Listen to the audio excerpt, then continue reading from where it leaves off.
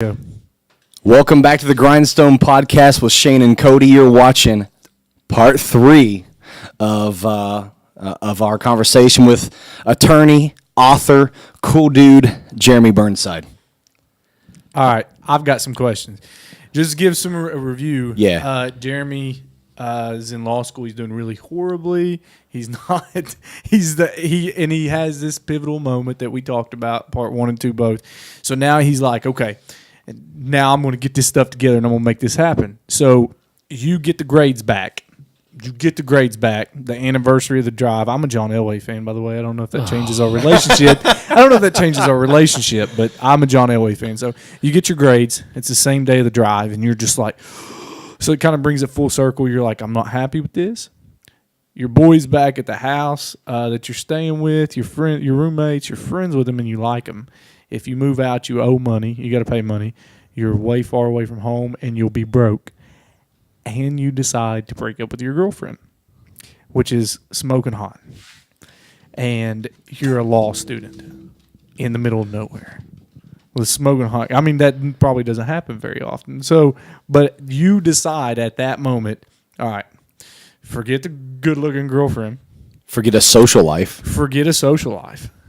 Forget hanging with the boys.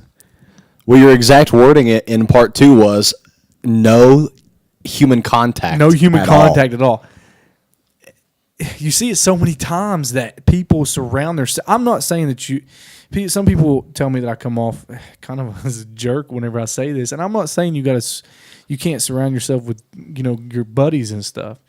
But at the same time, if it's not good for you at that point in time, you have to make that decision.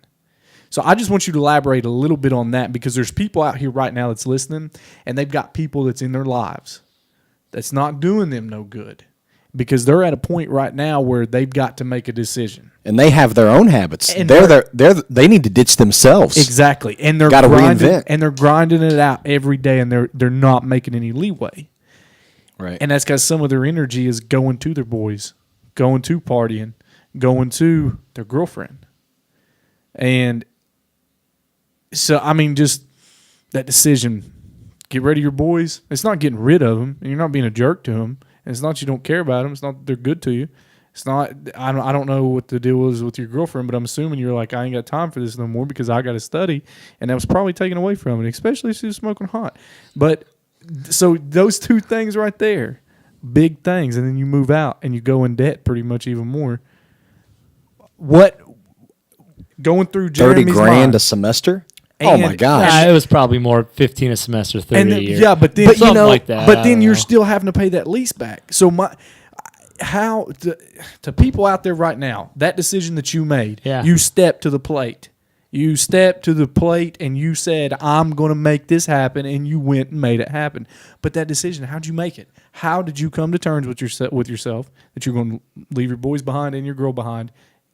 And you were going to make it happen. Well, it's either that or my dad's going to kick my ass if I came back to Cleveland.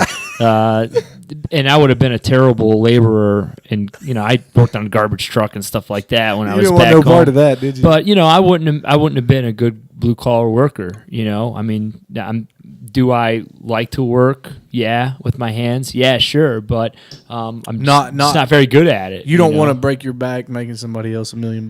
Yeah, and it's not like I'm saying, I think they're great. My grandfather's a plumber. My dad was a truck driver. I tried both. My grandfather wanted me to be a plumber. I'd go on plumbing jobs with him. I didn't have the attention for it. You have to have attention for detail when you're a truck driver. You got to have attention to detail when you're a plumber. And you do for a lawyer, but back then, I didn't have that attention to detail because I didn't find myself. So you're talking about what does it take to ditch your life as you know it and completely focus on one thing. And I'll tell you what that is.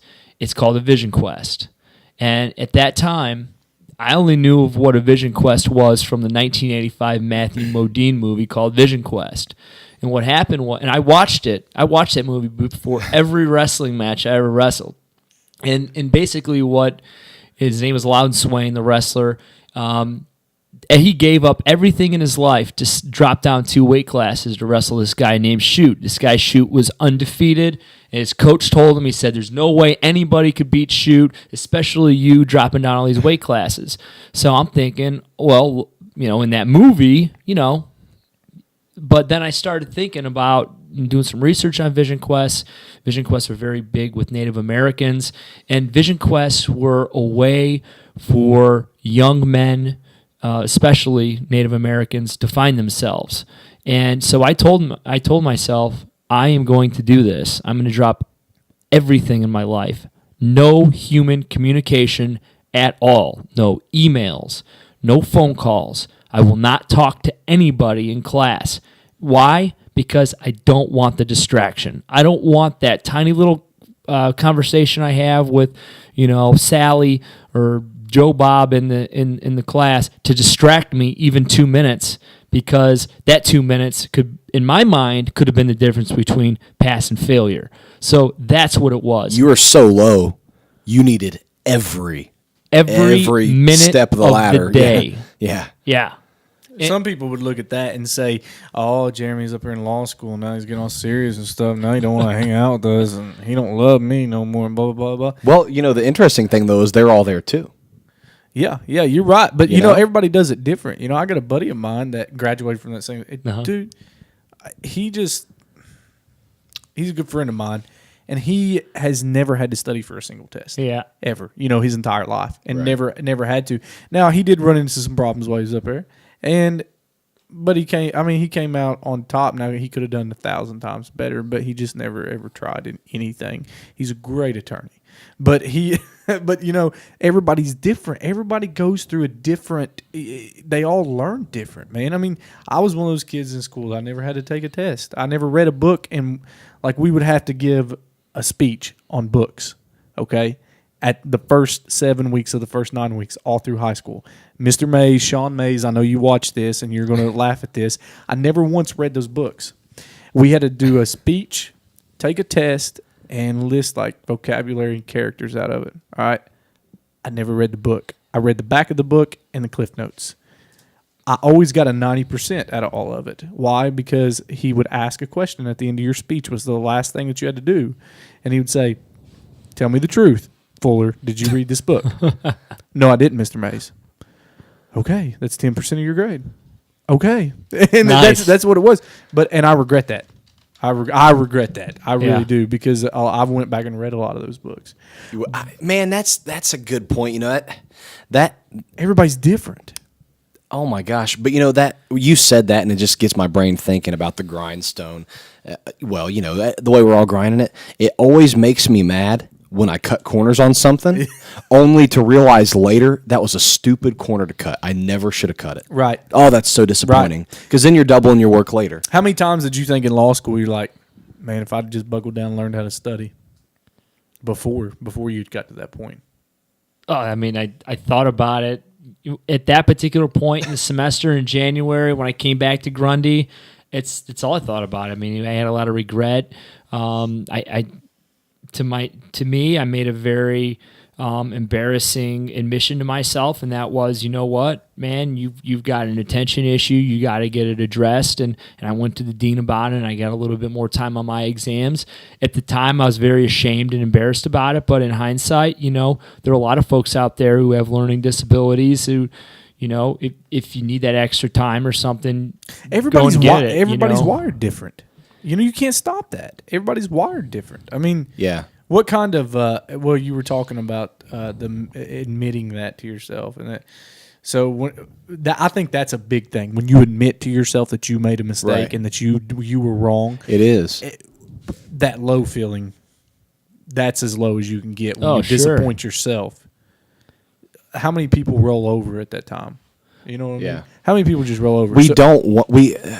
By nature, so many times people want to, they're looking, where can I point the blame?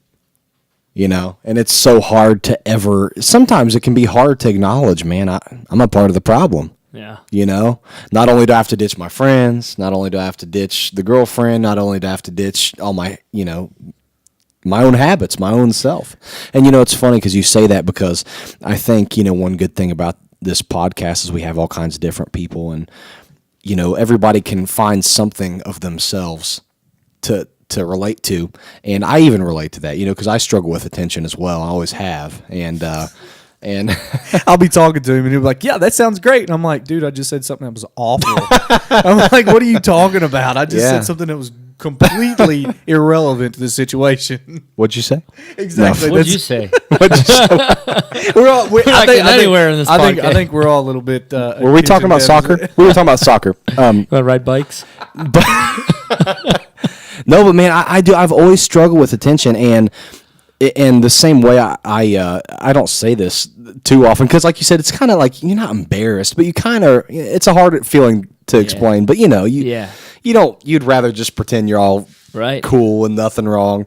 But you know, when I was in grade school, my teachers were very adamant to my parents that I get tested for all these attention problems. But I always struggle. But you know, on Ritalin. Yeah, but you know, I think that I think it's when you can embrace how you're unique, or, you know, you say unique as if it's some great thing to have attention problems. But I think when you can take your own little quirks, because we all have things, nobody's perfect, but when you can take them and harness them and learn to manage them, you know, I think it makes you better off, because I think in hindsight later on you can take some of those things and you know, me and somebody I always talk to about these kind of things, we always say that there's always two sides to every sword, and you always have to take the good and the bad of every quality even. And I think that kind of that brain going everywhere, it has that has the bad part. I'll be the first to tell you, but it has really good parts too. I can't. Nothing can hold my attention. Yeah. I truly believe I'm not married right now, because I just can't find. Nothing holds my attention. It really doesn't, and I've struggled with that since I was a kid. In school, I would wait till the night before the test, cram in my studying. I was a great test taker. I'd go in and knock the test out. And then then it was, okay, let's move on to the next thing. And I would get so bored sitting in class. Yeah. Like me, I look back on that and I'm like, man, I wish somebody would have noticed that. I wish somebody would have said something about that. I wish, because I was always, like, I wasn't a bad kid. I didn't get in a lot of trouble or nothing like that. Don't get me wrong, but like I couldn't sit still, you know, and I just learned to deal with it, you know, and I really think that was my number one. I hated going to school because of that. Let me ask everybody this though: what's the good part of it? How did that ever serve you? How has that served you well? Well, I mean, I'm going to tell you up front, for my clients who are listening, don't worry. You know, my attention issues have nothing to do with your representation. I will serve you well. No, hey, but let me tell you a real story. Now, this is on a personal note. I'll never forget, man. It was a memorable moment, because I'll never forget. I don't know. I think we were having wings or something. I don't know. I remember being at a restaurant. It's always and wings. I was talking to you. It's always wings. And we were talking about your clients, and you were talking about, you know, just the quantity of cases that you see in this kind of thing. And, you know, I just said something along the lines that I was just joking, laughing, like, oh, ha, ha, ha, you know, how many of them can you actually remember? And you dead stared me, dude. And it caught me off guard. You dead stared me, said, I know every case. I do. I know every detail of every case I'm working on. And you looked at me, and it was dead serious. And at that point, man, I had a new respect for you as a professional. Just as a friend, I thought, man, like, this guy loves what he does. How do you? So I can attest to that. How do you? I don't know, man. Court cases are weird because, like, where I was a deputy, but I handled a lot of high crime stuff, and I can tell you birthdays of people I arrested. Like, I knew everything about them. I knew what their dog as a child was named, and I could still, like, I don't think I'll ever forget. But see, if you ask me what the guy's name was that I've been talking to about getting those shirts printed, this new guy that I've been doing some business with, I couldn't even tell you what his business name is. I just know it's a 740 number, and it's the only 740 number not listed in my missed calls. Yeah. You know, but I can't remember. But what I don't know. What is it with? Okay, so let's go back. We're getting too far ahead of you. Can I just make one comment on the attention thing? Yeah. You know, I specifically don't talk about it in my book. I'm sitting here talking to you guys, and I'm glad this is a great venue to talk about that. But in my book, it wasn't important as compared to what the story was really about. Right. You know, and I don't want anybody to think that I've ever used that as a crutch, because I haven't, and I never will. When I took the bar exam, I specifically didn't want extra time, you know, because I didn't want to feel like I did in law school. I don't want to feel inferior to my classmates. When I step in the courtroom and I go toe-to-toe, right now, when I go toe-to-toe with any attorney, I feel like I can go toe-to-toe with anybody in the state. I love the Northern Ohio accent type, man. The toe-to-toe. I love that, man. That grit. Yeah. That grit. That, you know, that is that grit, serious, man. You can't teach that. I really feel now I can go toe-to-toe with anybody in my particular line of work, and I think that's important for my clients, because they want somebody who not only feels like they are the master of the courtroom, but they're not afraid. And I can tell my clients that because of this story and what happened to me in Grundy, Virginia in the spring of 2002, you know, I feel like I always have the upper hand over my opposition, because the opposition may be smarter than me, and I guarantee they're going to have a hell of a lot more money than me, but they're not going to work harder than me. You know, and that's what happened. They're not going to work harder than me. That's right. They're not going to work harder than me. And that's you know what? We just had we just put a post up, fairly Clarence recently. Spalding. Yeah, of Clarence Spalding, and he was a guy on episode 1. He's a Nashville music mogul. He was like in the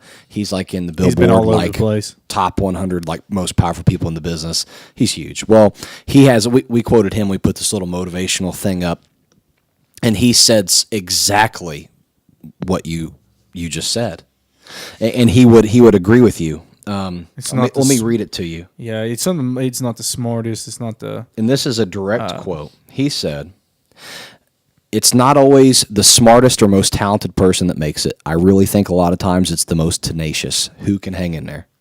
And that's exactly it. And that guy right there manages some of the biggest sensations that have came from nothing to very few people. But it's exactly what you said. You know, because honestly, there's natural talents, and then there's that stuff that you learn. There's that. Well, I mean, it's kind of in here, but it's that you're born with certain things, but there's also a great trait in, you know what, I have learned the discipline. Like, I have toughened up. I got thick skin because I've been through it all. Like, there's just something to that always gives a person a little bit of an edge. You're right. I want to say one thing. I want to be cross-examined by you. I want to be cross-examined by you. I love the courtroom, man. Maybe later we on. need to do that. Hey, we need to do that and film it. Yeah. Film it. Well, maybe there's some issues in my book that I could cross-examine you on. But going back to what you said about being tenacious and stuff, you know, my dad, he's really, really rough around the edges, you know.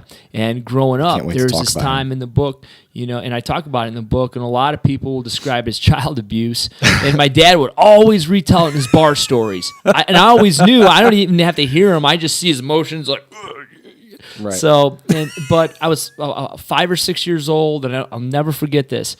We were on West 56th Street between Clark and Store Avenue and near west side of Cleveland. And not the greatest neighborhood in the world, where there's this little convenience store called Sam's on the corner of Clark Avenue and 56. Well, there's this little chunky kid who's probably about 11, and I was probably 5 or 6. And my dad says, "Hey, kid, come on over here. I'll give you $5 to go fight my kid." And I'm like, "What?" So I'm going to do what my dad tells me because I was scared to death of him. So this kid takes me in a gravel alley. And my dad says, "You're going to fight him, and you're going to get your ass beat. Go do it." And I'm like, "All right." So, I thought, anyway, I get my knees skinned up. I get bruises and stuff. And I always thought, that lesson that my dad was teaching me was, you got to be tough, and you got to stand your ground. And I always thought, up until that moment in law school, that's what the point was of that lesson, and it wasn't. Right. And I found out what the true point was at the end of my second semester of my first year. I was about to say, you always spent your time trying to figure out. It was like a head scratcher. You spent a lot of time thinking about it. Well, I thought I had it figured out. And my dad said, "No, man. You don't, right. And you will find out." Can we discuss that further on part 4? Sure, we can. Absolutely. go. We got to go. We're coming back on part 4. We'll be right back with you guys. Jeremy Burnside.